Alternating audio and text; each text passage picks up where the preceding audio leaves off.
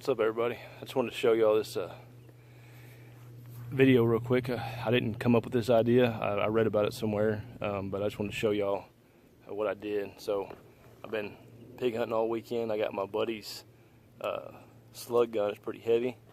I know anybody that's hunted very long with a backpack, you've definitely had the trouble of fighting your sling from sliding off your shoulder.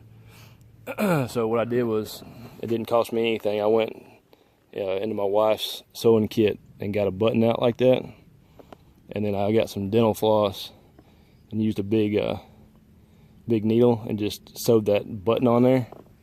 And I've been walking around all weekend, and as long as you get it tucked in there underneath that button, it won't go anywhere.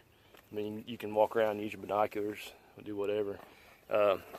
I'm gonna end up sewing another one on this side because, you know, after a while this shoulder gets sore, and then when I switch it over to this shoulder, it would it start sliding off. So I'd be fighting it the whole time. So just wanted to show y'all that. Hope y'all enjoy it. Hope it helps y'all out. Do me a favor and hit the subscribe button. Appreciate it.